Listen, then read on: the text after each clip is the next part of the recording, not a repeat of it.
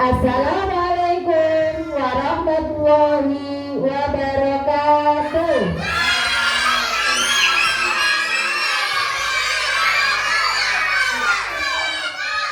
Alhamdulillah.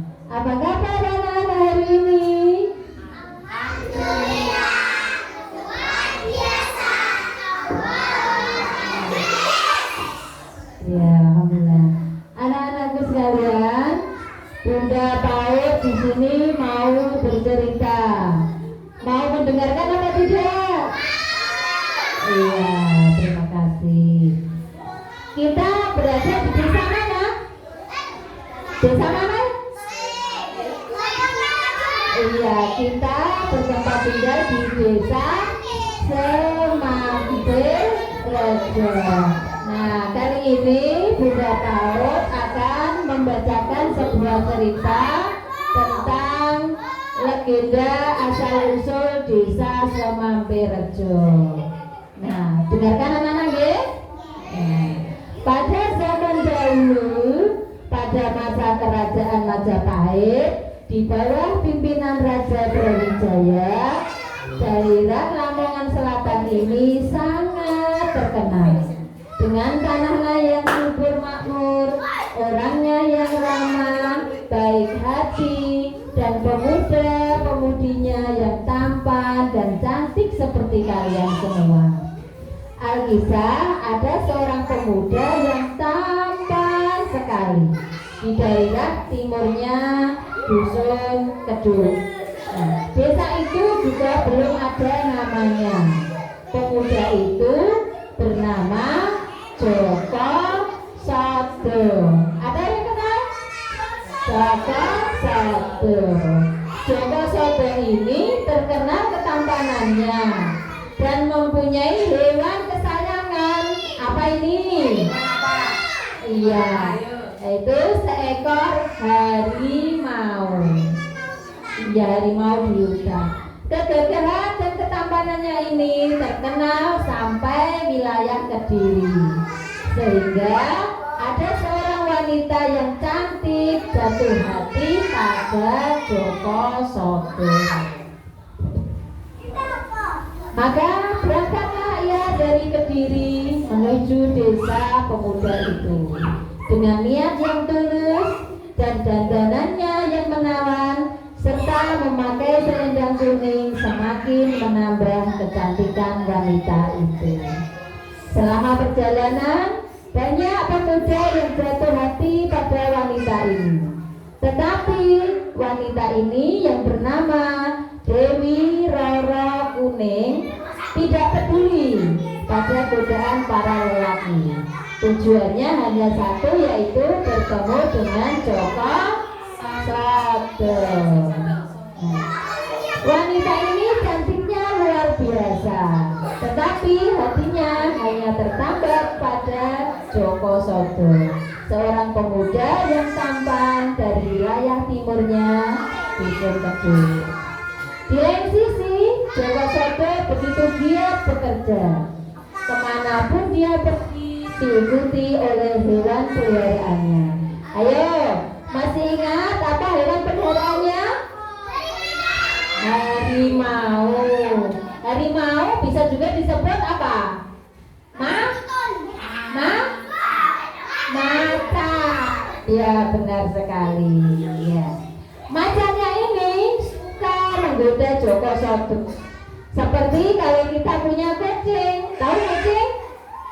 Ada yang punya kucing? Nah, kucing itu kadang-kadang menggoda kita dengan menggigit jari-jari kita, tetapi tidak berulang. Begitu juga dengan macan Joko Sodo. Dia menggoda dengan menggigit gigitnya. Tapi macan ini adalah hewan yang sangat besar. Beratnya lebih dari 2 kuintal. Meskipun dia tidak menggigit dengan sebenarnya, nah, tetapi gigitannya telah melukai leher Joko Sodo. Akhirnya apa? Darah keluar dengan banyak dan akhirnya Joko Sodo pun meninggal. Nah, anak-anak, macan itu mau dia itu hewan yang sangat buas, kuku dan taringnya yang sangat tajam.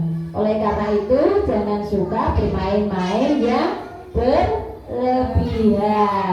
Humor tapi berlebihan itu tidak baik. Sekarang ini disebut dengan perundungan. Nah, terus bagaimana nasib Joko Sedo juga harimaunya? Setelah Joko Sedo meninggal dan dikuburkan, Dewi Roro Kuning sampai ke daerah itu. Ia pun begitu sedih, kekasihnya kini telah tiada. Ia pun marah pada harimau itu. Harimau pun dikejar-kejar oleh orang-orang. Orang-orang itu berkata, "Macane tok kene, macane tok kene, cane tok kene." Ya, macan itu berlari-lari ke sana kemari. Ia bingung, ikut siapa sekarang?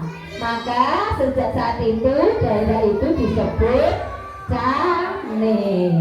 Sedangkan tanah-tanah yang dilewati macan itu aneh dan ajaib. Tanahnya menjadi semakin subur. Nah, di lain sisi Dewi Roro Kuning ingin pulang kembali ke Kediri. Ia pun kemudian beristirahat sambil minum dan mandi di sendang atau telaga yang airnya bening dan menyegarkan. Di pinggir sendang itu ada pohon yang besar-besar, ada pohon beringin dan juga pohon asem. Setelah mandi, ia beristirahat sebentar sambil meletakkan selendangnya yang berwarna kuning di atas tempat ia duduk di dahan pohon asem. Setelah hilang rasa letihnya, ia melanjutkan perjalanannya ke arah selatan. Sesampainya agak jauh, dia baru ingat bahwa selendangnya tertinggal. Ia begitu bingung. Orang-orang yang melihat kebingungannya kemudian bertanya, "Ada apa Mbak Dewi? Ono apa Mbak Dewi?" Mbak Dewi Roro Kuning kemudian menjawab, "Selendang lari. Mau tak sampirno nok wet ono sendang iku. Be sik mangkring to kono." Nah, di saat ditanya orang-orang itu, Mbak Dewi mengatakan mangkring. Dengarnya orang-orang bukan mangkring tetapi ngangkring. Lama-kelamaan ngangkring berubah menjadi ngengkreng. Tahu bisa ngengkreng? Ya, dusun ngengkreng yang ada di sebelah selatan kita.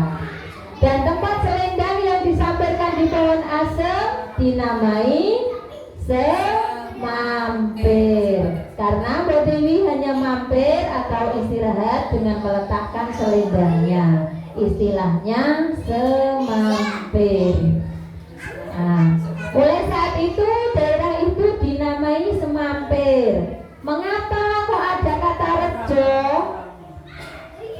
Ada yang tahu? Kok ada rejonya? Semampir rejo, kenapa kok ada rejonya? Karena daerah kita ini semakin lama semakin ramai. Jadi bahasanya ramai itu bahasa Jawanya adalah rejo. Jadi desa kita inilah yang disebut Semampir Rejo. Nah, itulah anak-anakku sekalian asal usul desa Semampir Rejo. Nah, terima kasih. Nah, Bunda Paut mohon maaf apabila ada kata-kata yang kurang berkenan dan saya mengucapkan terima kasih. Assalamualaikum warahmatullahi wabarakatuh.